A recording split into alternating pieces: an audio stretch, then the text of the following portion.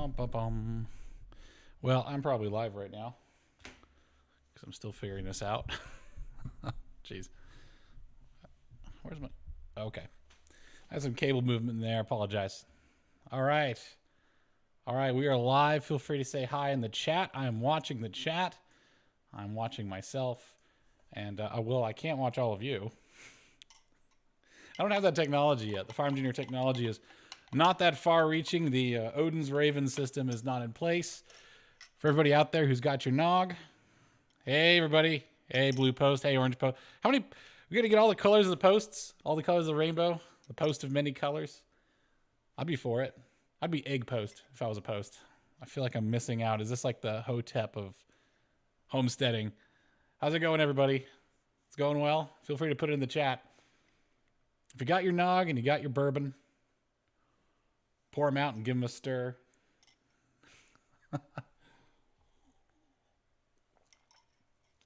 Yeah, Orange Post was first.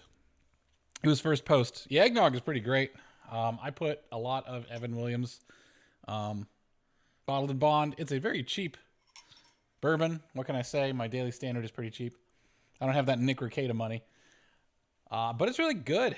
I used to work in sales, so it is mandatory if you work in sales to know a lot about bourbon for some reason. It just is. The company I used to work for, its training center was in Lexington, Kentucky. So there was some really good bourbon there. A lot. My favorite, Angel's Envy is great. I thought Whistle Pig is overpriced. I would say, was it McAllister's? Oh my gosh, I'm forgetting the name of it. It's been a while since I've bought it, but Michter's, that's right, Michter's. Rye was probably my favorite in show.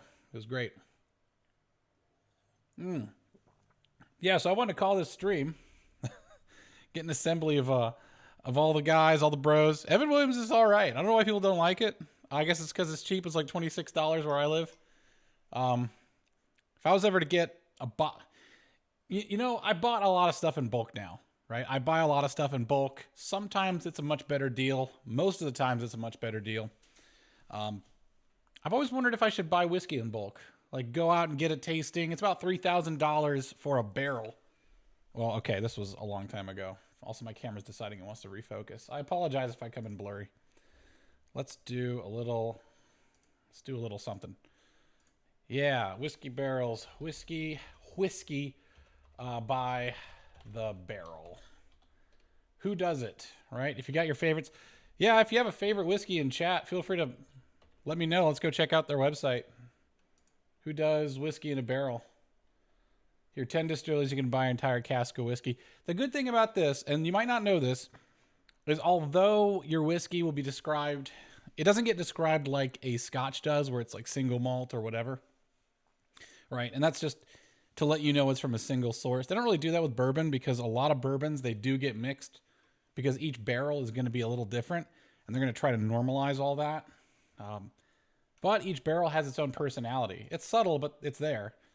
Let me magnify this a little bit. There we go. So each, oh my God, I hate these things. You ever get these pop-ups? I'm so sick of these stupid pop-ups. Like if I'm at a website, it's like I'm looking at a menu for a restaurant and then all of a sudden the waiter decides to slip in like, hey, join our club today. No, I'm not doing that. Like get out of my way. They have absolutely normalized being complete jerks to their customers. So you got any whiskeys in there? No, not yet. All right. Ardno, haven't even heard of that. What are these places? Oh, these are all Europeans. Okay. I got to put in bourbon, not whiskey.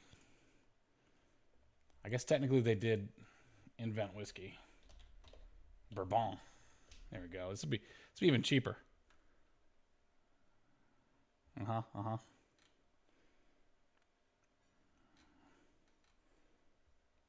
I knew there was one. Yeah, we're getting the barrel or whatever. I don't know. Let's pick one. Let's pick a favorite one. I'm gonna pick up Angel's Envy. Barrel.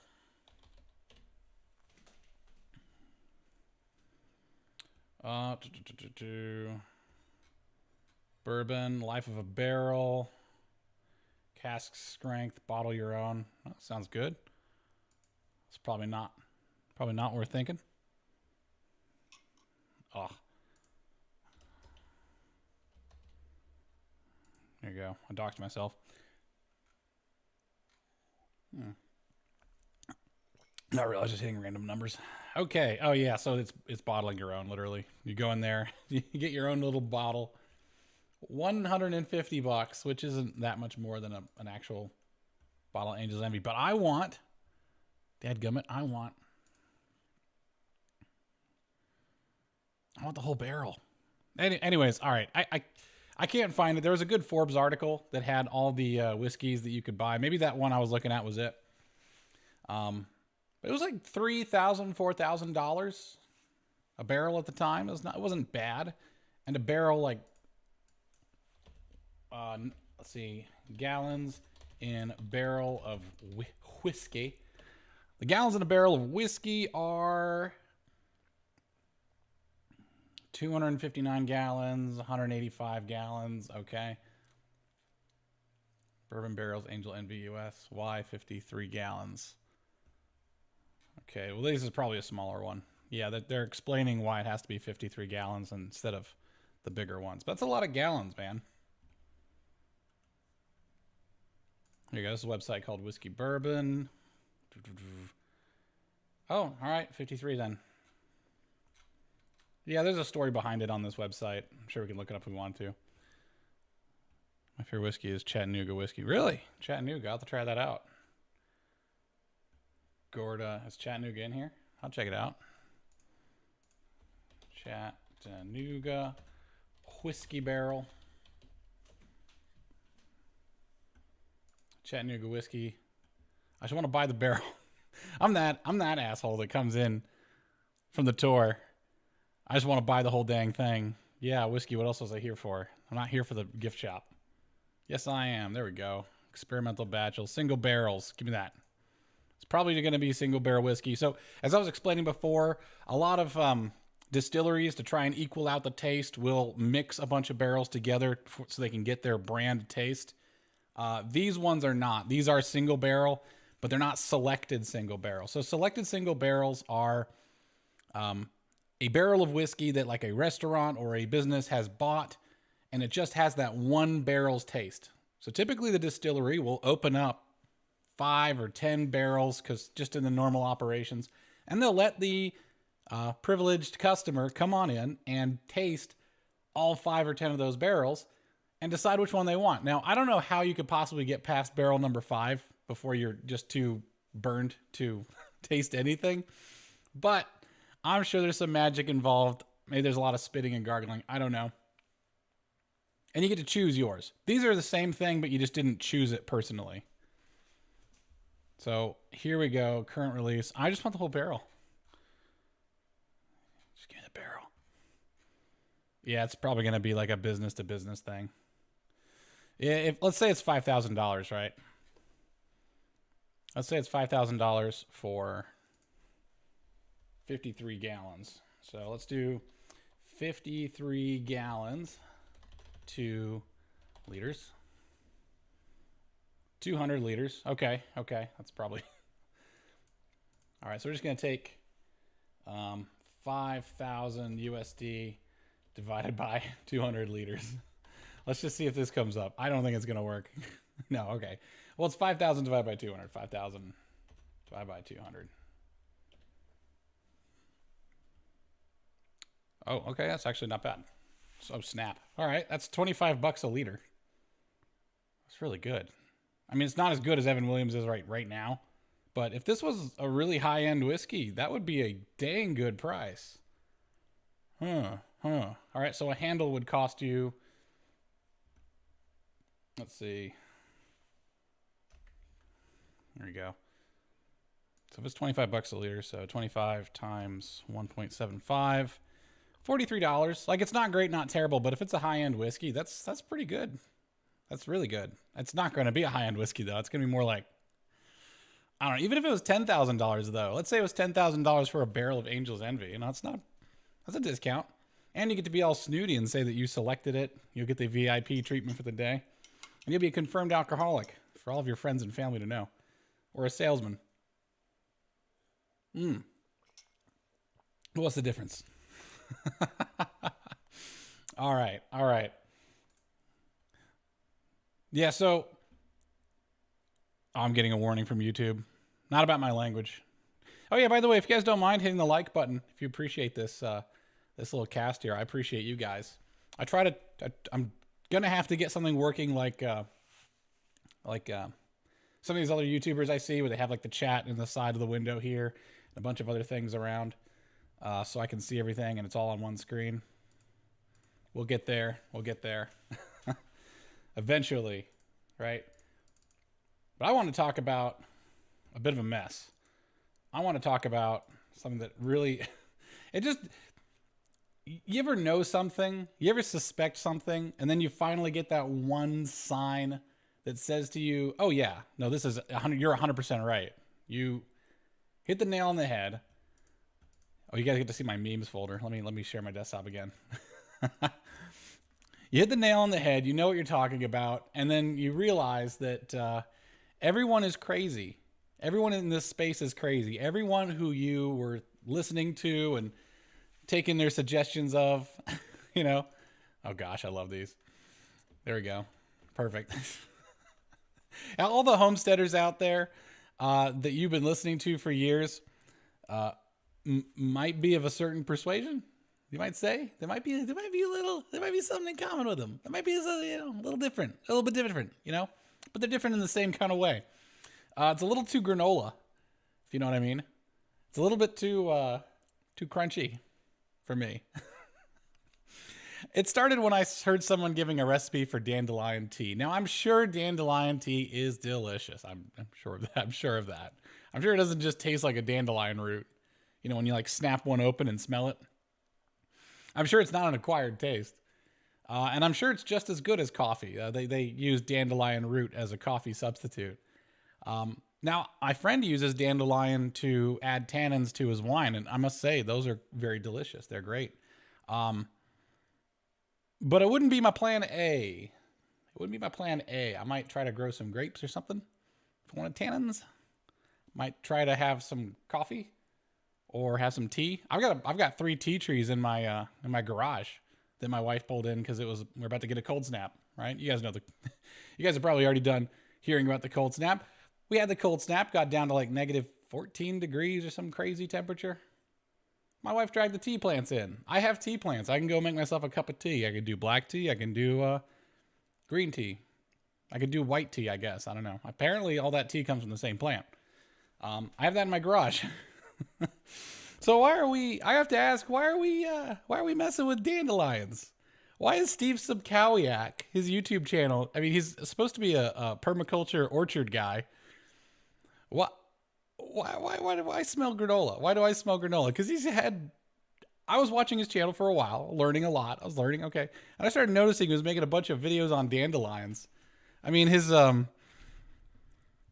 almost public cable level of production quality aside, which has a charm to it. Why is a dude who runs an orchard making videos about dandelions? I looked up dandelions. I looked at their health and nutrition information, and there's none. There is none. The thing about dandelions is they're just a weed. They're useful, I guess. They have iron a little bit. Oh, there it is. Yeah. Okay. Yes, this is a picture I took. That's my hand in the photo. Okay. And me and my wife, we've read a bunch of books. I'm going to go and grab some of the books we've read.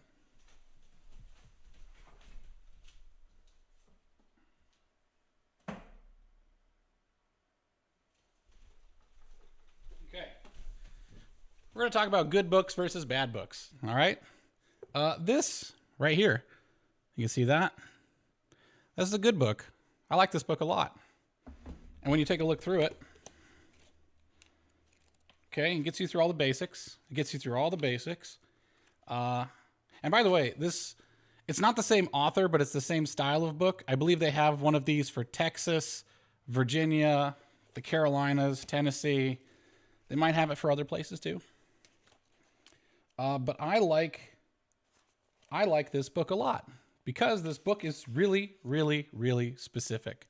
Okay. You know, one thing that really pisses me off, and I will say it pisses me off because I feel like I'm being insulted when someone says, hey, go do this thing. It's better for you.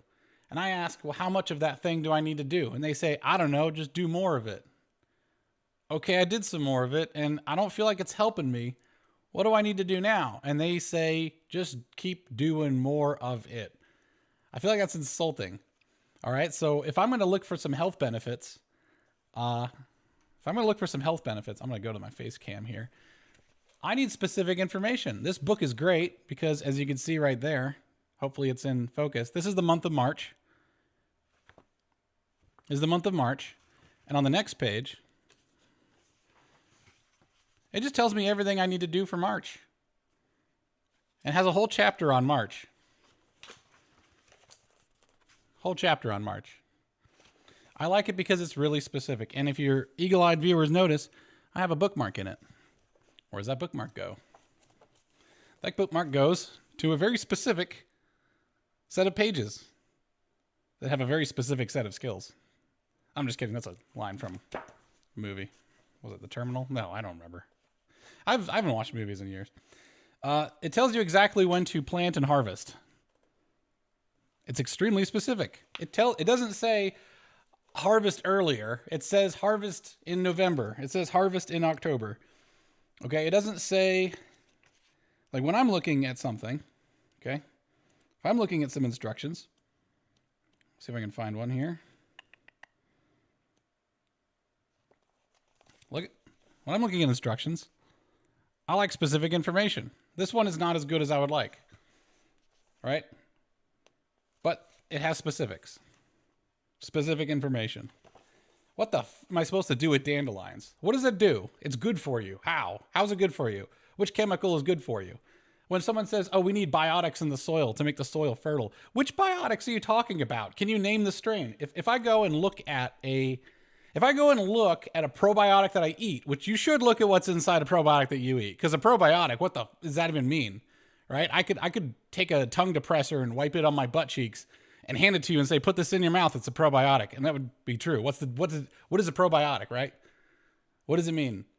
It means it's pro for biotics, which in other words, it helps grow bacteria. Is it good bacteria? I don't know. Is it bad bacteria? Oh, I hope not.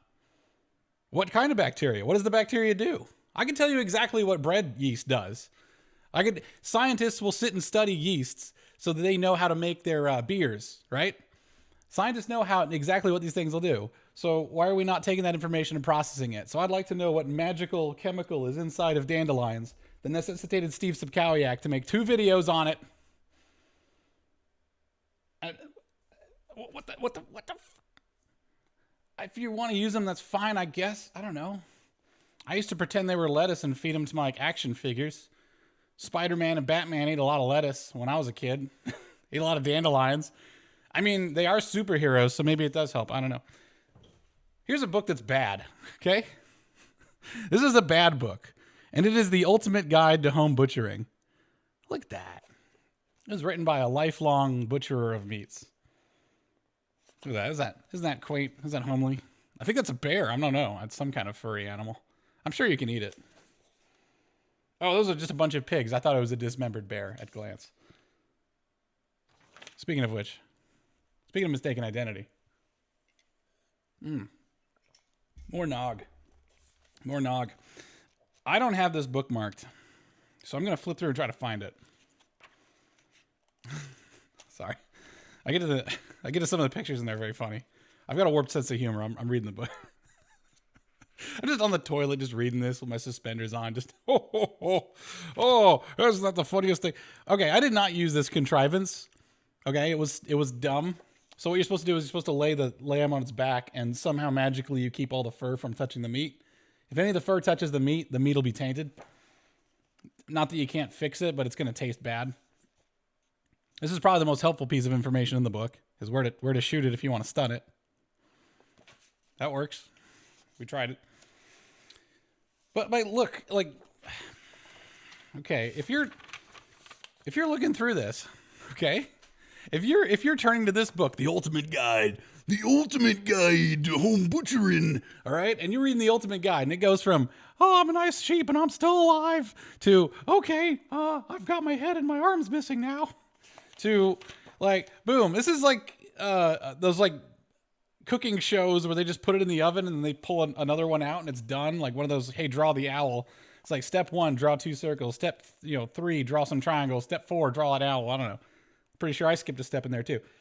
And I know there's some verbiage on this page, but do you think this verbiage is enough to tell you? Like, why don't you have diagrams?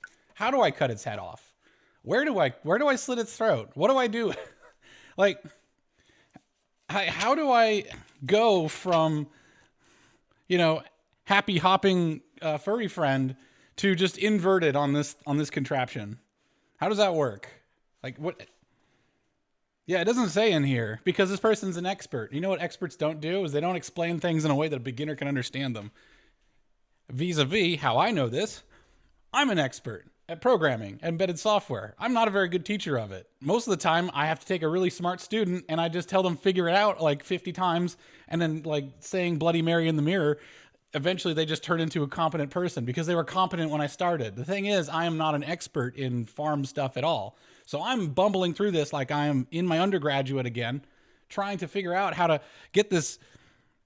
Oh my God. Yeah, it is the WikiHow artwork. Yeah, Orange Post, you might be onto something. Taken. That's right. Not the Terminal. Terminal, I think was, that was with, Forrest Gump, man. Forrest Gump. His name is John Gumpman. That's right. No, I'm just kidding.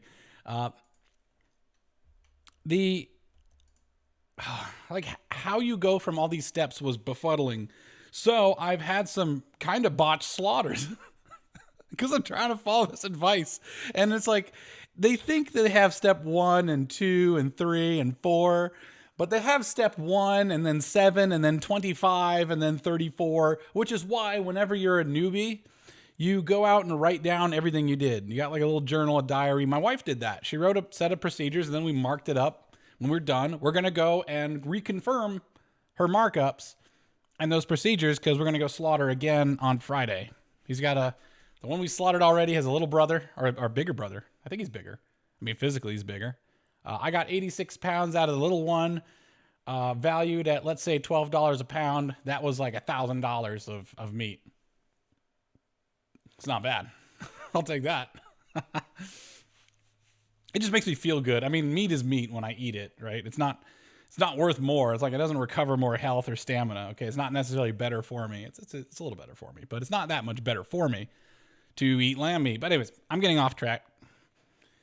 The fact is that you got a lot of wacky woohoo nonsense here, and this stuff, these books, I don't know which books are good.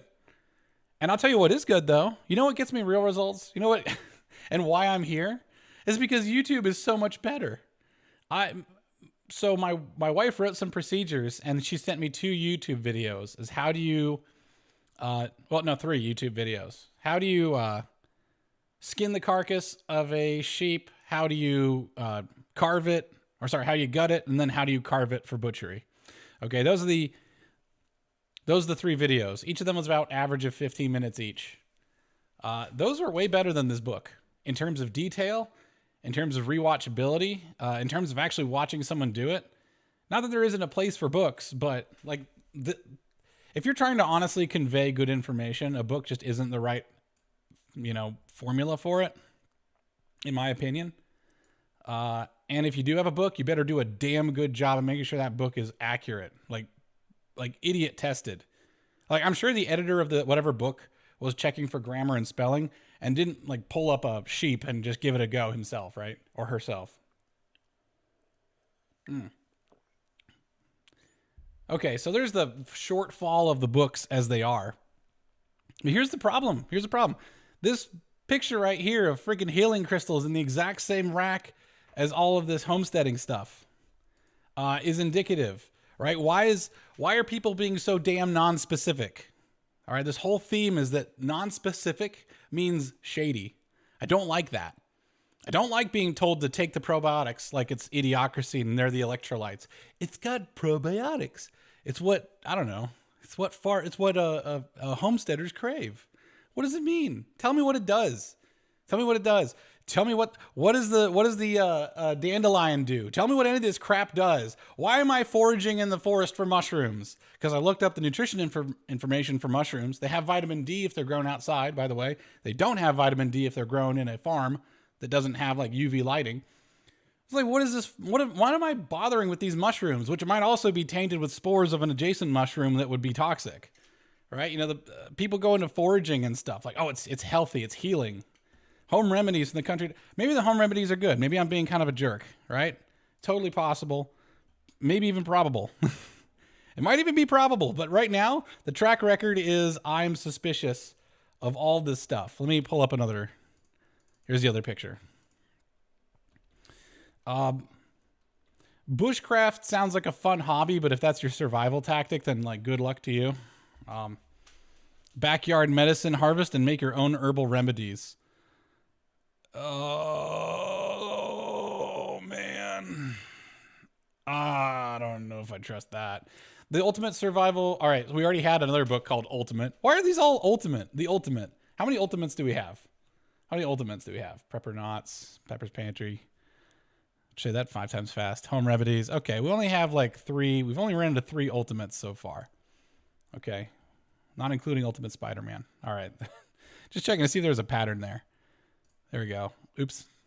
That's what it'll be looking like. There we go. The books are probably fine. The books might be fine. But they're right next to the fucking Healing Crystals book. And that's really sus. I'm not saying that homesteading is granola, but it's granola adjacent enough that it's going to scare off normies. Yeah. Okay, there you go. Blue Post. Exactly. Dude, I can barely identify different herbs at the grocery store sometimes. Like, oh, this is curly parsley versus Italian parsley versus, there's one that's really close to it. Like, okay, go to an Asian grocery. All right, so here's your foraging exercise. If you want to become a food forager, all right, go to an Asian grocery store that doesn't have any labels on any of the vegetables and have a cookbook with you. All right, that says like, okay, get this, get that, get this, get that. And if you don't get 100% accuracy on your crazy Asian food cooking adventure, then you're dead. That's what it means. Because even in this place where everything is an actual food and not like food adjacent, you screwed up. All right. Here, let's look at this wild carrot. Wild carrot, that grows all over my farm. I'm pretty sure I identified it. The problem is that if you get the wrong one, if you get the wrong one, I'm going to put an identification. How about that? If you get the wrong one, it'll cause your stomach to turn up in knots and you'll die. Like, don't forage for food outside. Like, look at these two. Do you know the difference between these two? Because one of these is going to kill you and the other one's going to taste like a crappy carrot. I ate one of the carrots just because I'm a crazy guy. I was pretty sure I was accurate. Was I sure? Not really. Kind of ate it and I had the 911 on speed dial, right? It just tasted like a crappy carrot and it was like really tiny too. It was like, this stuff isn't worth it. And also, where are you going to get any calories from doing this? You're sure as hell not going to live off of bushcrafting unless you're like, okay, I'll tell you what, if you want to live off of bushcrafting, what you do is you cheat. Okay. So if you ever tried to grow food and raise livestock, you know that being a farmer is just being a massive cheater. So what you do is you dig a tiger trap. Like farming is pretty much cheating. I go over and I take the chicken's eggs right before they can develop, and then I eat them. The sheep I have babies, and then I let them fatten up, and then I just pick them up and take them out. It's like I'm stealing their. I'm basically a baby stealer. Okay, tiger trap. So if I was really in a survival situation where I needed the meat, there we go. Yeah. There's no fairness on this farm. I'm in it to win it. I pick up my my loving sheep. I pick up their babies and then I carve them up for food. I grow food out of the ground and then that's terrible. I don't like actually killing tigers. I mean, Okay, I say that, but I don't know what the circumstances are. Tigers aren't even afraid. They're not like other cats. Okay, they just have rage. It's just the most rage cat ever. It's like some sort of Russian street alley cat just jumping through your window just to claw your face. That's what a tiger would do. Everybody knows the story, I think. Everyone knows the story of a safari in Africa. And in this safari, the hunters came across a tiger on its prey. It was eating its prey. Just a fresh kill. Just got it. And one of the hunters, being bold and full of avarice, took the prey from the tiger. Shoot it away with a gun. Fired a shot nearby. Big elephant gun. If you want to see that, go watch Kentucky Ballistics when he's shooting the nitro rounds. Big gun. Tiger runs off because tigers are angry. They're not stupid. And he takes the animal, carves it up, and has a little meal, takes a little trophy, and says, aha, well, look at that. I got a verified tiger prey. And wouldn't you believe it? That tiger, he came back. He came back to that camp that they were in. It was like a little mobile home looking thing they were all sleeping in. And the tiger smelled this guy, tracked him down to his specific bunk, slinked. I don't know. What I do know is the tiger proceeded to eat this one man. He ate the man in his bunk. The man above him, in the bunk above this prey-stealing, avaricious little chud, the man in the above bunk was just sitting there mortified. I mean, what are you gonna do? The guy you're hunting with is being consumed alive quite loudly. I mean, if you ever heard a cat eat something that was alive, you'll know there's a lot of crunching because the cat's modus operandi is usually to go for the neck and like crack the spine, crunch the jaw, all that jazz. He's hearing all of it. Probably hearing a lot of panic murmurs. Guess what? After the tiger eats this dude, like mauls him, kills him, tiger just leaves. He's like, I'm done. Dick. Killed you. Because I'm a tiger. One thing I gotta say is I hope tigers don't have ghosts, because this tiger's coming right back for you. Those guys are playing with nature. That's all right. That's all right. But look at this. This is called water hemlock. Hemlock water dropwort. It's just good old-fashioned hemlock. And then there's a nice carrot. Hemlock is a poison. Hemlock will kill you. Let me see. Fatal. I'm going to look up the word fatal, kill. All right. It only takes 100 grams of coneine to kill. See, look at this. They tell you the chemical. Specifically what in this thing kills you. Isn't that nice? It's not just toxins. I need to flush the toxins and get the probiotics back in me. No, this coneine, how do you pronounce it? Let's find out. Pronunciation. Sure, hit me. Coneine. Sounds like you had some coneine in mid-sentence. Like you just realized what you've just had. It's like, I think I just ate some coneine. Oh. Yeah, that's what it sounds like. Yeah, you're going to die, man. Oh, I'm an expert forager. You haven't died yet. You're one bad decision away from dying. Because plants sometimes have freaky looks, man. You ever seen a freaky plant? Like the leaves just didn't look right or it didn't resemble what it was supposed to look like. Maybe these leaves shriveled up or something, right? Because these kind of looks the same if you curled these leaves up, like made them real thin. Maybe this other stuff, this hemlock, maybe it had a little bit of a growth problem or something else. Who knows? Maybe you just had a lapse of judgment. And then you're dead. 100 grams. I mean, 100 grams is a good amount. But I still wouldn't play with it. Especially if you're like making a soup or something, you might not really know how much you're actually ingesting. Yeah. So don't forage. Don't forage for mushrooms. Just buy it in the grocery store. At least then, if you do die from cross-contamination, you have someone you can sue. What are you gonna do? Sue the Earth? You're gonna sue Mother Earth for poisoning your dumbass? Went out there and decided I'm a Bear Grylls. I'm one of those Les Strouds. And then you're dead because you're not a Bear Grylls. You're not a Les Strouds. You're not even like a second stringer on Survivor Island, okay? You're on the ladies' island on Survivor Island. You're not doing so hot. You're not an expert. You've been doing this for like a year. And even experts die. Yeah, it's quit screwing around. Anyways, back to the cringy bad picture. By the way, you gotta like my I have a memes folder. I love my memes. Let's just click on a random meme, see how it goes. Yeah, I don't trust banks either. Yeah, I don't trust banks. All right, some of these memes are not farmer related, but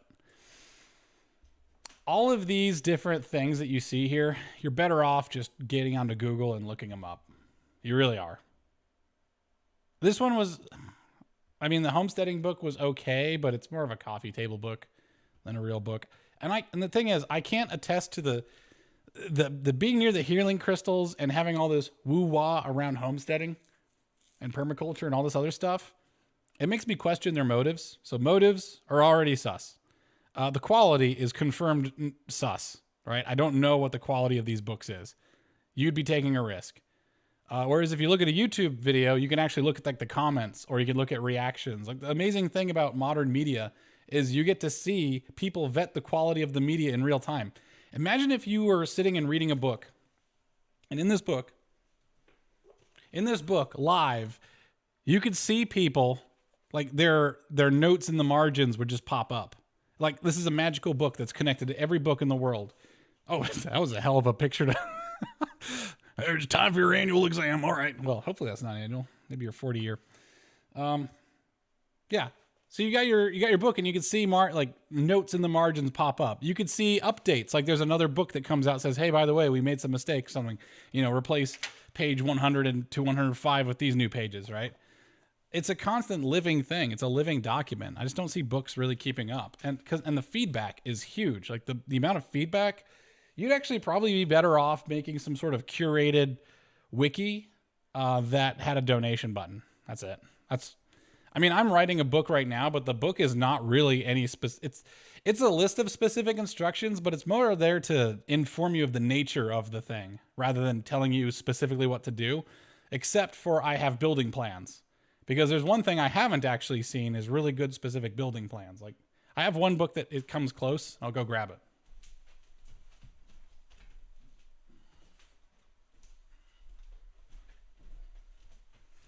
Yeah, this one's called Projects and Self-Sufficiency. This looks good. It looks okay. I mean, I think someone could pick this up and start building something, but they're going to need to know something about carpentry. Here's a cider press. One thing I can't attest to is the cost effectiveness of these things. All right. But I'm not going to poo-poo it. Okay, you got genuine old guy with gray hair and a flannel shirt. How can you not trust that? How can you not trust that? Look at that. Happy chicken. Standing outside, just taking in the day, just thinking, wow, I'm really lucky. My chicken daddy bought this Projects for Self-Sufficiency book. Look at that. $30 US. Also replaceable by a series of YouTube videos. I mean, this is what I like about this is this. What I like about that is this. So the book I'm writing is going to have a lot of these. They're going to be nice and specific. Hopefully that's coming through.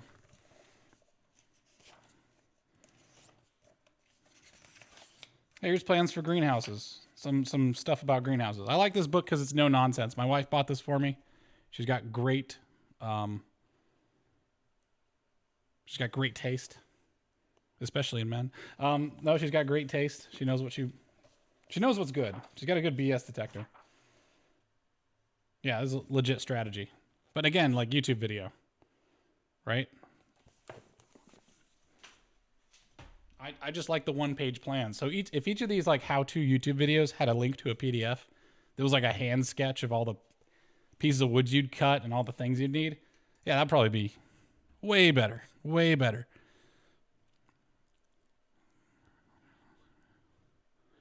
Yeah. Permaculture is mostly meh. Will Cumberton, you're my favorite right now. A lot of these books are to suck women into it. They prefer the crafting, herbs, crystal, healing type. I know, man. That's what I'm saying. That's 100%. And not to be like too hard on women, because I don't bash on women that much. I enjoy. What meme did I get this from? My memes are just fun to look through.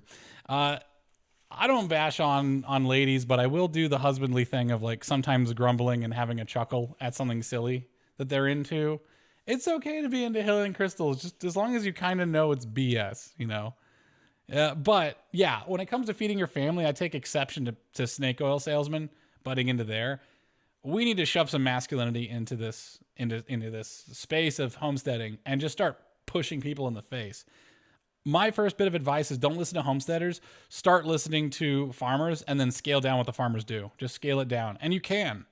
Like, I don't know why people have this brain worm where they think that farmers are just like a villain from Captain Planet. Like, Captain Planet villain. There we go. Just look at some pictures of Captain Planet villains. Where's the sludge guy who just throws sludge everywhere? Like he's the pig dude. I'm just gonna type the word sludge. Fuck it. I mean, let's do it. Sorry, I cursed. Where's the sludgy boys? Yeah, there we go. Sludge man. He's just sludging it up, right? They think farmers do that. Like they just cake the place. Like it's just a massive all of nitrogen fertilizer all over everything. It's like I was once told I was abusing the earth because I was using a teaspoon of fertilizer every month with my tomato plants. Like, don't listen to these hoo-ha hippies. Absolute morons. They should not be trusted. You should not entrust them with the position as teacher and advisor for you to feed your family. I actually want to feed my family. I'm getting pretty close. I'm sufficient in some ways and not in others. Right? One thing I'd like to do is start producing milk. I got cottage sheep for that. Here's how you can tell some BS from not BS. Okay. Let's see. I'm going to look at guides, analysis, articles, agri guides by crop. Oh, you know what? I'm just going to say milk producing. Oh, is it? Yeah. Best top breeds for milk. There you go. Messed around with my bookmarks, but my search history tells the full story. It's going to take a minute to load, apparently. Probably having massive internet problems. Who knows? Yeah, I know. Crystals are for witchcraft, okay? Like, your wife worships the devil if she's into crystals. If you're a Christian, you should tell her to stop. Yeah, permaculture is mostly meh. And the thing is, it's mostly, right? It's the same thing with, like, Andrew Tate. He says, like, 5 things that are true and have a good point, and then he just rides in with all the rest of his BS from that. Like, you could just pick out the things like, yeah, he's got a point, and the rest of it's garbage. Throw him out. Like, throw him out of there. Like, you don't have to take in all of it. Permaculture is mostly meh. Like, they promise the self-sufficiency part to, like, try to sucker you in with the security, but it's really, as my opinion, it is a WEF, like World Economic Forum movement to disable you from actually having proper farming. Okay, so here's a good website for demonstration purposes of what good, respectful information looks like. They give you numbers, because the thing about numbers is if you don't keep score, then you're just playing a game. You're just practicing, right? I want to see some numbers, because if you put in numbers, that means I can validate you or invalidate you. I could go through here and have a sheep farmer, like a sheep dairy, do a collab with me where we go through this article and he just debunks it in real time, and that will live forever. And people will know, right? People will know. And it'll show up hopefully in the search results next to this one. And you could say, like, is this BS or not? Right? I could get on here with Greg Judy probably, and he can hook me up with somebody who can fill me in. Butterfat content unclear here. And there's some stuff I can add information to as well, like protein, butterfat content. I can, for about $300, I can send this sample of milk off to go get tested by a lab. It's really expensive to do USDA testing to get on the nutrition label, but I don't want to be on the nutrition label. I just want to know. So, you know, $200 or $300, I could spare that and fill this out. Get some info. Now that's just one data point, but you get the idea. By the way, isn't it freaking crazy? 210 liters so about a liter a day for 210 days for a Katahdin sheep. This is named after a mountain range in Maine where the breed was made. Yeah, a liter a day for 210 days. Now we know previously that 200 liters is 53 gallons. So you got a lot of milk, and you can use this stuff to make pecorino. Actually, you have to use sheep milk to make pecorino romano. And also, sheep are great. You just neglect them. You can be the most neglectful farmer ever. Like, as long as you don't let them out, as long as they have a fence enclosing them and some sort of security to keep like coyotes from eating them, you'll be fine. Back to this. I think the homesteading space has been run by hippies and mommy bloggers for a very long time. Talking about they're trying to fill some sort of heritage shaped hole, some sort of gap inside of themselves that they need to now fill with mystic BS and other ways of knowing, as the leftists would say. And they want to have this sort of faux traditional outlook on the world. And you're over there just like looking in your empty pockets and being like, listen, we just spent like $5,000 so you can grow these herbs. What the hell are they for? Because I could have just bought a year's supply for $50, right? Trying to set this whole farm up. At the end of the day, you guys, you husbands, you men will be stuck with the bill. So you need to take control. I suggest you do, because if you let this get out of control, you're going to be up to your freaking elbows in happy holistic horseshit and a lot of debt. And if there's one post-apocalyptic band raiding around, the last band is going to be Freddie Mac getting his money. I guarantee you, there's going to be no forgiveness. There is no jubilee. If you think that's going to happen, if you think debts are just going to get forgiven, oh, the system's falling apart, you're going to have all your debts are forgiven. I don't think that happened with like Germany after World War I. I don't think that happened. I think, you know what probably happened is they would sell your debt to China, and they would come over and they would service the debt. You'd be over there in like a bombed out mud hut, and the Chinese guys will be like, okay, you pay now. It's like, that's going to be how it goes. There's not going to be any jubilee. It's not going to happen. You need to avoid debt. You need to avoid doing dumb stuff. And frankly, if you're going to start homesteading, you're already going to be up to your elbows in chores because there's a lot of setup that you have to do. And I guarantee you, even if I told you everything, if I just woke in mind melt with you and you knew everything I know, you'd have a lot more to learn. Even if I was a super expert who knew everything, right? Because no one can know everything. Your land is going to be different. You're going to have different stuff going on.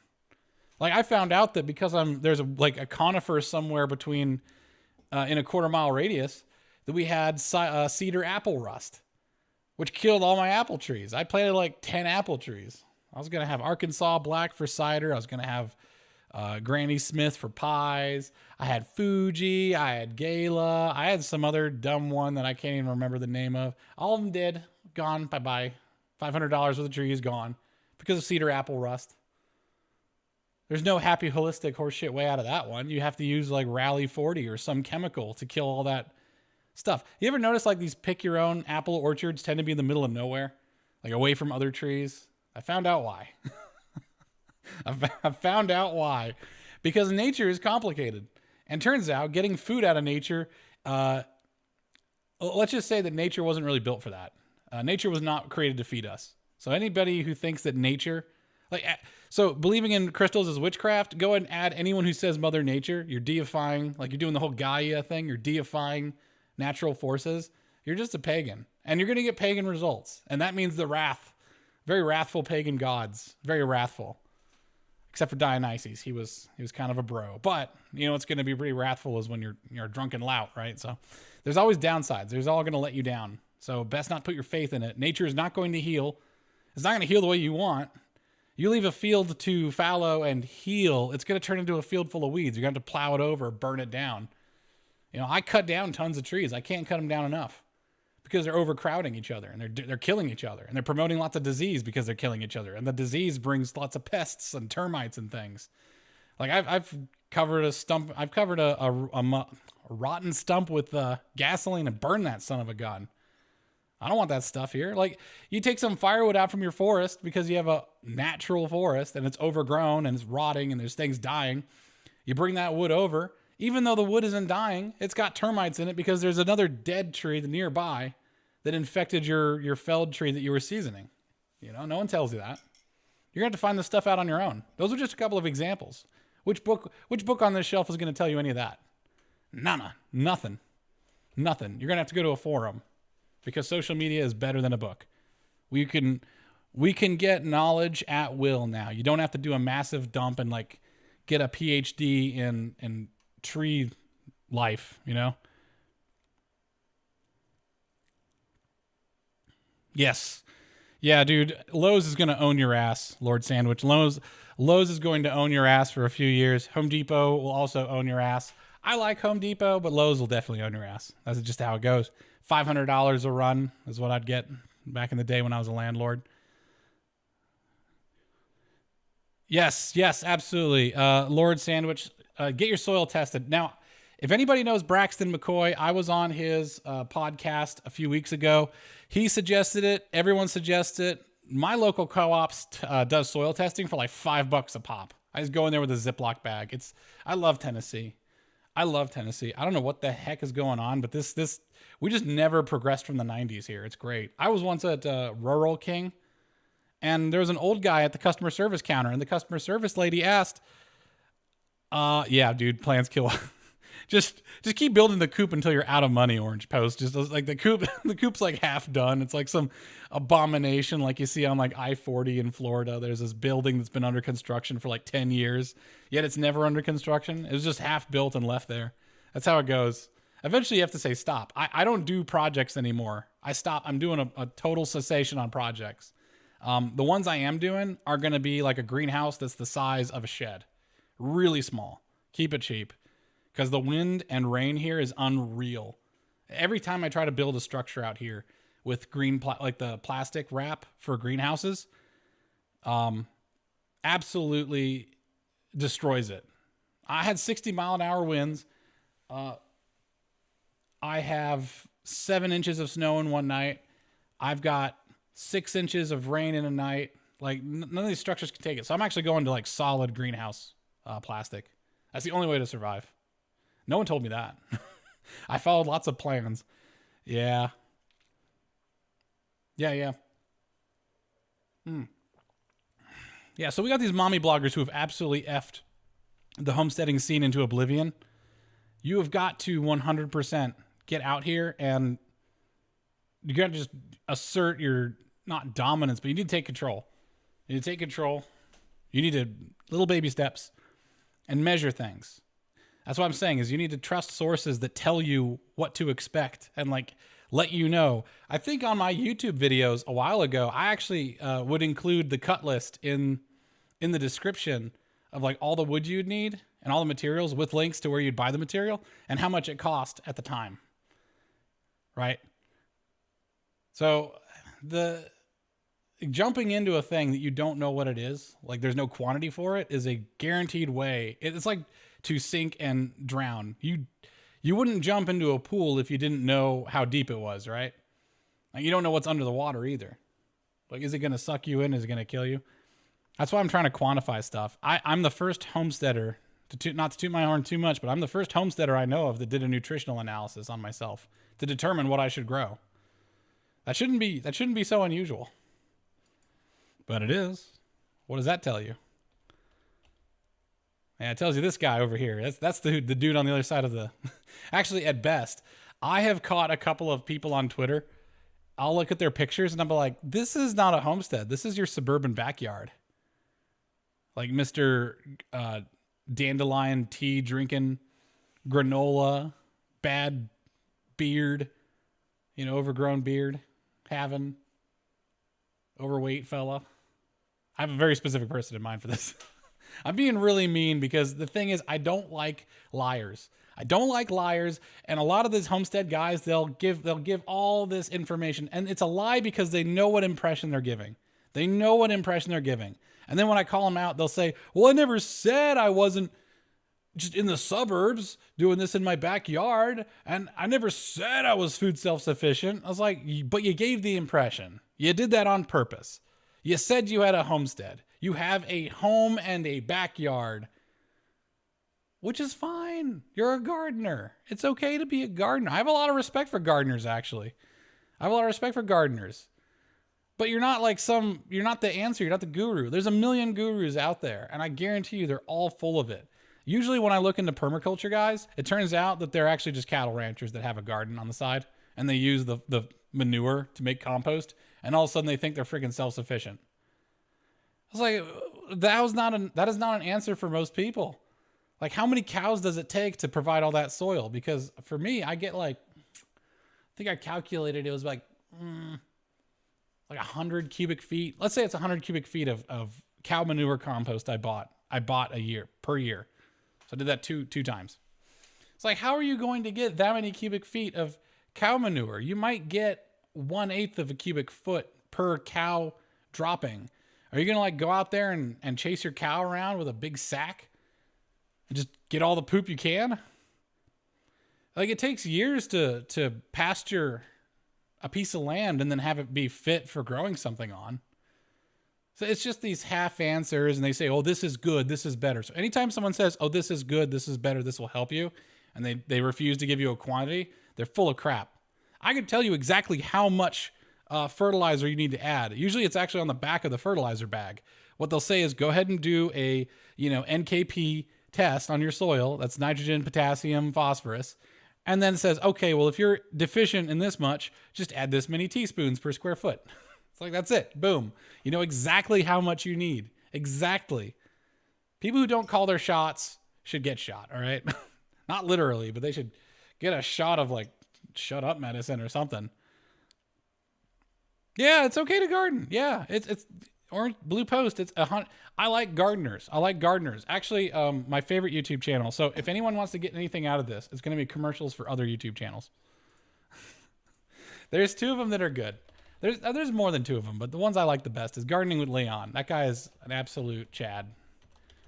Gardening with Leon is a Chad. I will watch him all day, every day. Here he is. He's old. He's Texan. And I'm just going to tape...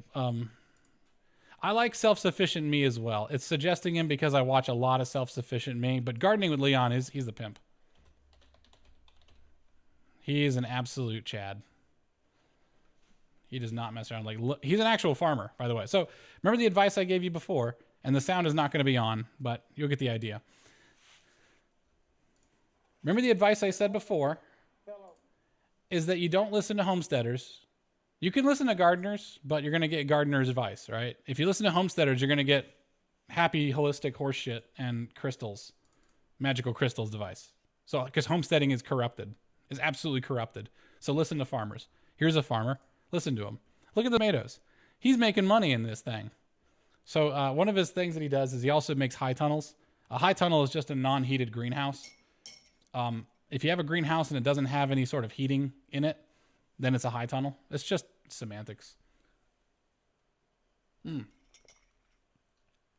at those fingers. That's the fingers of America right there. If Captain America's ass was America's ass, that's America's fingers. Look at him. Like sausage fingers. Look at his nail on that one. He's like worn the nail down to nothing. That's a man who works. That's a man who's had to pick stuff up and put them back down. He had to do work with his hands. He couldn't stop because he had to do it for his family. So he just kept working until his nail fell off. Like a ballerina. Look at this man. He's going through, and he tells you exactly how to prune them. This 6-minute video had more information in it than anything else I've read about tomatoes. It had more stuff in it. What he's doing is he's giving you like a 6-minute tutorial as if you're about to work for him that day. And I would like screw Joel Salatin. Joel Salatin is a cattle rancher with a carpentry fetish and a bit of a messiah complex, and maybe he wants to sell some books, right? He's been writing books since 1998 on how to make profit from cattle ranching, and all of a sudden everyone looks at him like he's some permaculture guru. His farm is like $30 million. It ain't $30 million because he's selling Jerusalem artichokes, okay? Get real. Joel Salatin is doing his thing. Like, he's got this thing where it's like, oh, this is progressive grazing, where we let the cows in first, and then the pigs, and then the sheep, and all that stuff. All of those animals will just eat it all. Like, I look at sheep, and they just eat everything. They eat it down to the root. Pigs will destroy the ground, so like sort of, yeah. Like, but there's no. It's just a bunch of bull crap. It's whatever. If you want the pigs to eat the poop, pigs will totally eat the poop. If you want to clear the poop out and make the poop go through one more level of, like, let the pig become the third stomach of the cow and get further processed stuff. This looks precarious, Leon. I don't know about this. I don't. This doesn't feel OSHA approved. Okay, man. Maybe don't tap on that too much.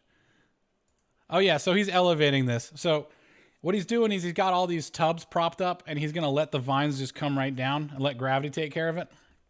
That way you don't have to do any of this dumb BS where you're trying to like thread and pull and put a lattice up. The lattice is to make your wife feel like things are pretty. This is how men grow tomatoes, okay? This is not woman tomato time, because he's going to set it and forget it. And he's going to tell you how to prune this stuff in this video as well. There's a section where he does the pruning. The pruning is, there's a little thing called a spur. I think it's called a spur. It grows between, here's the vine, here's the leaf branch, and there's a little spur. And the spur is going to try to make a new vine, but you don't want that. You want the tomato to focus on making tomatoes, not vines. You want that nitrogen to go to making the thing longer, because length will give you more vines of tomatoes. It won't, there's a certain amount of length that each of those offshoots have to go. Each of those offshoots have to go before they start bearing fruit. So that's what he's doing. He's min-maxing. This guy's basically playing video games. He's doing speed runs. He's doing tomato speed runs. He's a pimp. He's awesome. He's even got a pocket protector. He's a massive nerd. I love it. Look at his suspenders. We're gonna give him one thwap of the suspenders for Leon. There we go. This man taught me a lot. This man taught me more than any, because he's also super quantitative. Like, he's got many episodes on this, and he'll tell you like which materials he uses. Yeah, he's got an episode on determinate and indeterminate tomatoes. The man's a pleasure. I'm gonna have you just hear his voice just for a little bit. I gotta do something in OBS to make that work. And we want to talk about the different kinds of tomatoes. Torque. There's determinate tomatoes, indeterminate tomatoes, and then there is dwarf bush tomatoes. Dwarf bush. We'll talk about those while I was in Thailand. All right. So, salt of the earth. The man is that man's true. Okay. So now we've had a little bit of a lesson. I like to leave you guys with something. Let me read the chat. Let me see if I missed anything. You guys are having a conversation I could not follow. Yeah, Leon is awesome, man. He's badass. He's badass. Yeah, exactly. Gardening is good practice. If you could, because the thing is, don't think of it as gardening. You're prototyping. You are prototyping. Get your yields. Find out what you're getting. Like, okay, I put in this type of tomato, this variety of tomato. Potato. Potatoes are easy, man. Do potatoes. This variety of potato, it gave me this much yield this many months later. I kept it on the schedule of this fertilizer and this much water. And all of a sudden, you've closed the loop on all of the needs that you have. You started out with the soil NKP of this. You then added fertilizer, waited a month. You put in the potato, took another soil test, raised the NKP, NKP. And then you got a yield 6 months later after, following a daily schedule of watering this many liters a day and a monthly regimen of refreshing the fertilizer by that much. Okay, so now you've done that once in your garden. You have numbers, okay? You've done what men do, all right? This is not happy holistic horseshit. You've done what a man, like a scientist man does, and you've said, I'm quantifying this thing because I'm shooting it to the moon, and I want to do it. I'm going to call the shot and then shoot it. I'm going to call it, shoot it, write it down, right?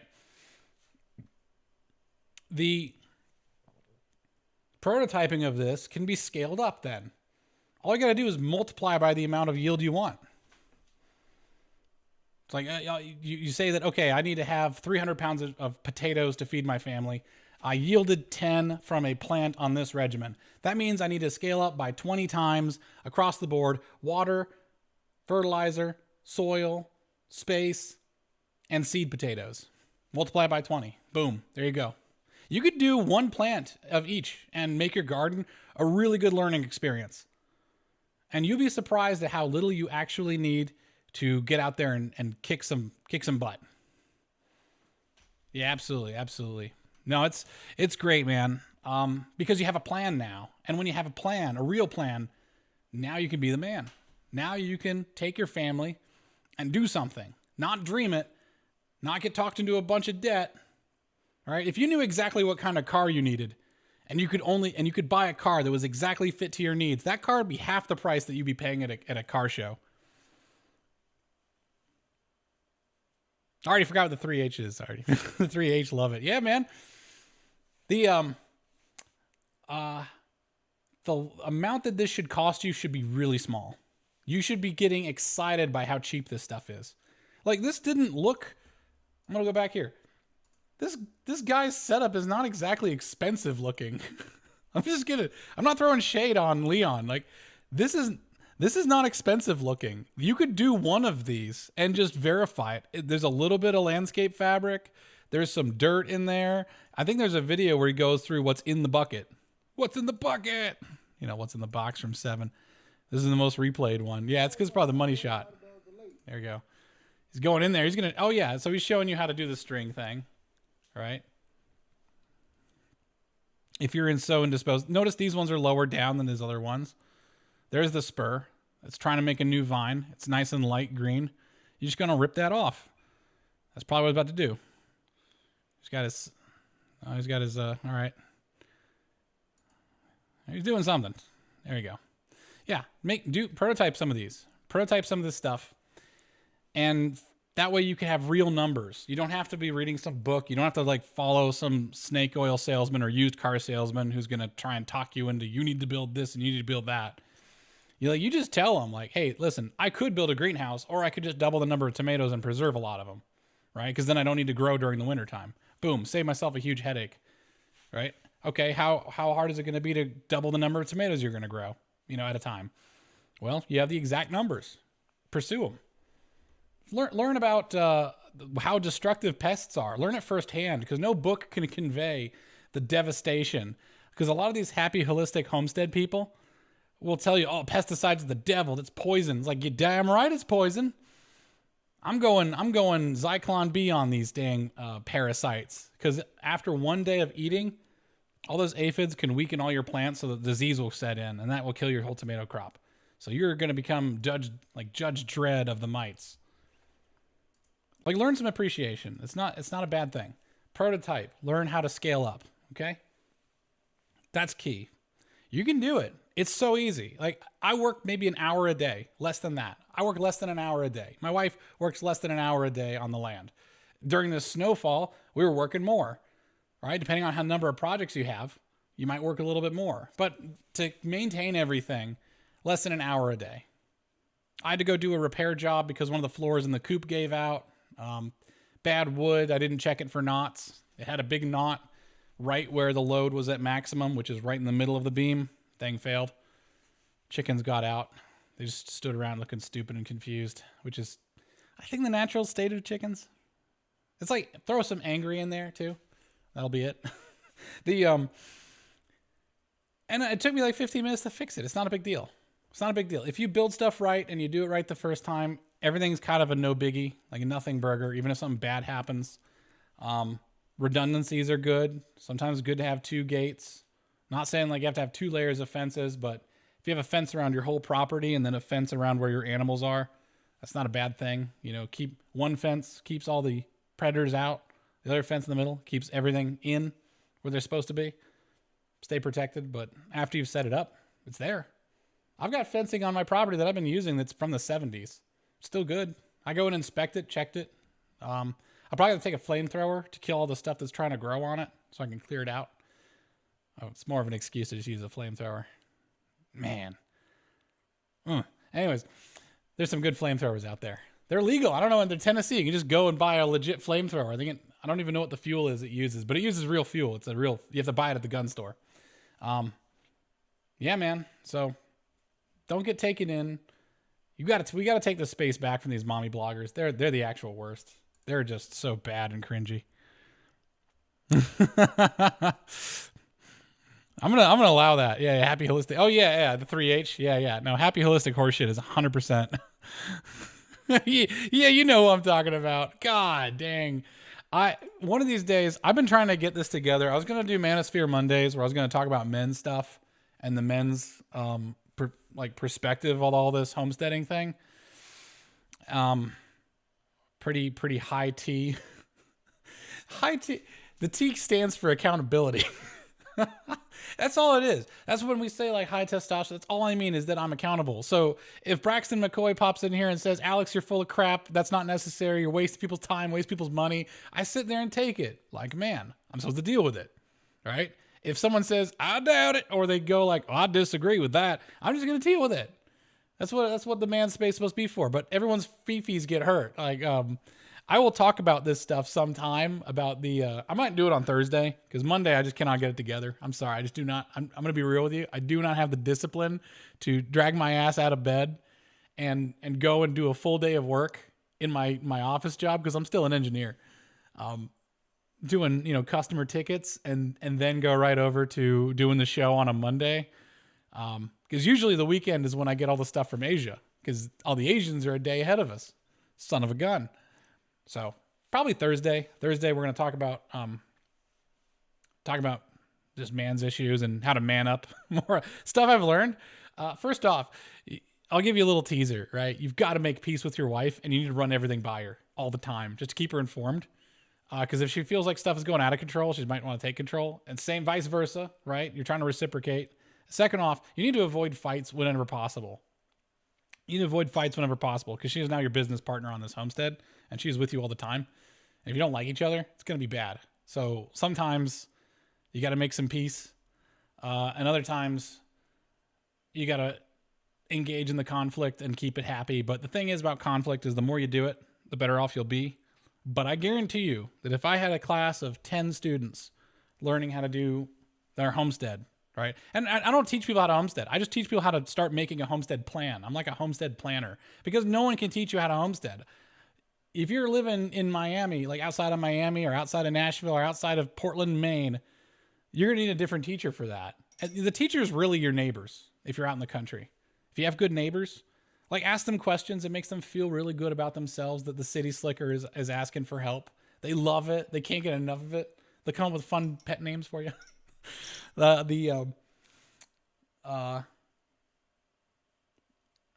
The actual skill needed is how to plan and how to identify BS, bad information, because there's a ton of it.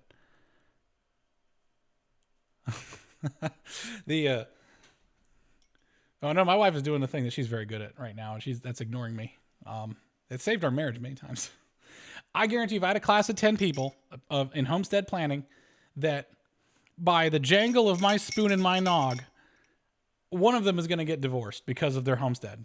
And I'm going to feel somewhat responsible, but I'm not going to be surprised. I'll be more disappointed, but not surprised. This is you will get into conflict. You need to have a strong marriage. If you want to know if homesteading is right for you, you need to do something really retarded at your current home and just see how that flies. Like break the toilet, like fall out of the tub or something. Like, or say you fell out of the tub and you busted your head in the toilet and the toilet's broken and there's toilet water everywhere. That's about what it's like here. Because one of you is going to do something really stupid. I have to call my wife over to help me because I picked up a thing and now I can't put it back down, or something else has gone wrong. And I'm like, well, I bit off a little more than I can chew, he said meekly into the walkie-talkie. And then I wait 10 minutes and it feels like forever. And I'm a little steamed that maybe she's not running as fast as she could, but why should she? It's my fault. It's vice versa, right? Find out if your marriage is your marriage drunkenly falling and hitting your head on the toilet and breaking the ceramic strong? Because if it's that strong, that's pretty strong, first off. If she can respond to your stupidity with just making fun of you a bit and having a giggle, that's really healthy. Take the giggles. I swear to God, the giggles are so much better than what else can happen. All right?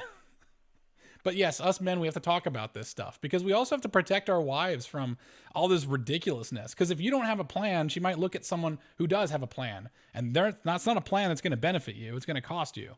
It's going to be someone else's plan. Like, you and her need to sit down and make it together. And yeah, like in February, I'm going to be digging 300 square feet worth of flower beds with the tiller because I want her to have bees and butterflies and hummingbirds on our property so she can feel like this is a wonderful place. Right? I'm doing that for her 100% because her being happy does it for me. Like, I like to watch it. If you get into that kind of mode where you're doing things for each other, like she loves Italian bread that I make. There's a no knead recipe of Italian bread. It's pretty easy to make, and I make it in massive batches. She must have gained 5 pounds eating all that bread. And that makes me happy, And everybody considers marriage to be this terrible thing these days too. People can't make it work. And you could totally make it work, but you got to have a real marriage, like a real marriage. I'm not a gatekeeper on many things, but on marriage I am. If you guys can't take conflict, it's going to be rough. So get you ready for it. I do believe that anybody can make a marriage work. Like arranged marriages do better than conventional marriages. I say conventional marriages, but I think the convention around the world is that they're arranged. So if people can just get arranged to be married and they're more successful than the average, then what does that tell you, right? It tells you that two people who know how to keep their distance from each other and make no assumptions can make it work. That's what you have to do, right? I'm going to catch up on chats here. Yeah, I understand that. Yes, yeah, your wife is a stakeholder, man. She's a business partner. You have to assume 50-50, and you cannot keep score. If either one of you has veto power, think of it that way. There's a good experiment. I think it's called the ultimatum game, which sounds pretty serious, but it's just a simple experiment. Yeah. So the ultimatum game is one person who has $1 or like $10. The person who has the money gets to decide how to split it among the two of you. The person who doesn't have the money gets to say no or not. So if you say 50-50, okay, I will say 50-50, then all right, of course I'll say yes. Let's go for it. You'll get more people going this way. If you say 80-20, you're going to get more people going towards the reject. Like there's A for accept and R for reject, right? So both people get 0. The thing is, this deal, the 80-20 deal, is better for both of you because otherwise you both get nothing. But it's the feeling of fairness. It's the feeling of fairness. Because this feeling of fairness is more about your relationship than it is about the actual game at that time, right? That's kind of the lesson, is that feelings were kind of evolved for a reason, is because it helps us give indicative, like future projections on your relationship with a person and how fair they'll be when they have all the cards and veto power. Because right now the ultimatum game gives one person veto power and the other person has all the cards. That's okay. Like show her that you're good. Give her 80%. Just do it. If all you need is 20%, just take the 80% or give her the 80%, right? And when it comes time that you want to buy a boat or some dumb crap like that, and you promise her lots of trout, this may be a thing I'm doing right now, she's going to say yes because you're asking just whatever. It is anti-manosphere and anti-alpha male behavior to have a good marriage because you have to trust. You have to trust your wife. All these manosphere guys, if you notice them, like Joker from, like, I like his videos sometimes, like Joker from The Better Bachelor. But man, that guy hates women, or at least pretends to. It's like, dang. I at least say like modern Western women because there are lots of good women out there, but it's like the lack of trust. It's like, yes, we know you're divorced. We can tell. It's not hard to tell, you know, and it's okay. I wouldn't get married these days. I only got married because I met the right one right then. Right. If you're having a lady who's going to give you the 50-50 deal right off the bat, or she gives you the 80% and she only takes the 20% during the deal. Like my wife whipped out her wallet and paid for the movies before I had a chance to when I was 19 and she was 18. Right? Neither of us were keeping score. We forgot about it the minute after. It's not a big deal. It was no big deal to her either. You know, she just was faster with her wallet. I have no idea if I ever paid her back for that. Probably still haven't. You know, it is what it is. But we give selflessly and unendingly, and then we receive what we need, and we take care of each other, and that's how it goes. And yeah, being a man isn't fair. Stop trying to be fair. Oh no, marriages aren't fair. It's like, no, they're not fair. Did you get married because you thought everything was going to be fair? They're not going to be fair. They're going to be better. And isn't that worth it? I hope so. I'm going to catch up on chats to see if there's anything I missed there. I don't know if I can, brother. I'm typing while I write. I'm such a boomer. Yeah, I definitely try that. I'll definitely try that. I think marriage is something that we need to talk about because these homesteads don't run on one person. And the homesteading space is, first off, inherently masculine because you have to actually build stuff. And second off, you have to have a partner, or you should have a partner to do it. I mean, you could have two dudes. My gay little homestead. I'd follow that account. This is the gayest homestead you've ever seen. It would probably be more masculine than the happy, holistic horse crap homesteads. Yeah, exactly, Blue Post. I don't know what their weird sex addiction is. I feel like I would have just gone straight to train set. I would have went straight from like 19-year-old who's horny to like, I'm getting a train set. I don't think I'd be messing around with this pickup artist crap. I was like, what a waste of time and money going out there pretending to be valuable, because that's what it is, right? It's like, oh, you got to be a high value man. I was like, well then, okay, where's all your money? Like, right? Like, where's all your money, man? You're just pretending. She pretends to be hot and you pretend to be rich, and everyone's just lying to each other. It's like, what's the point of this? There's no point to this. Oh, I'm a pickup artist, guys. I get lots of sex. I was like, okay. Slow down, Scooter there. Good for you. You're an addict. That's great. I'm a heroin addict. I get lots of heroin. I'm not bragging about it. Like, come on, man.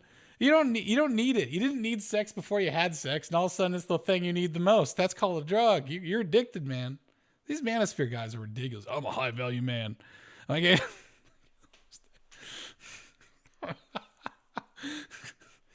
Man, I tell you though, one thing about these homesteads is they make you contend with yourself, and you have a lot more time. I probably need to do a dopamine fast, maybe next week.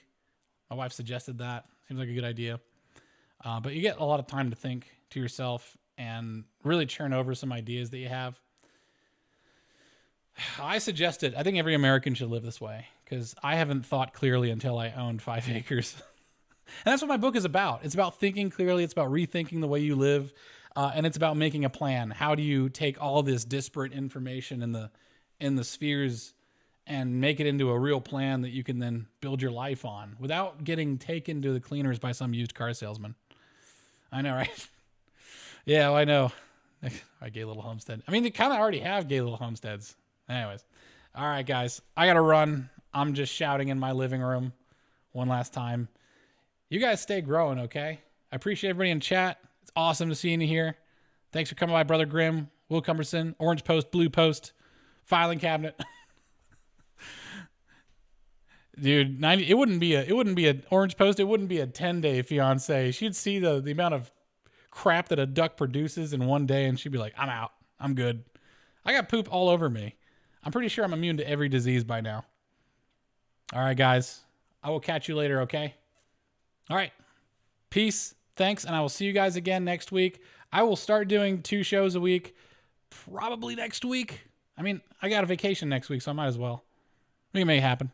Oh my God, wife swap. We're not doing this, okay?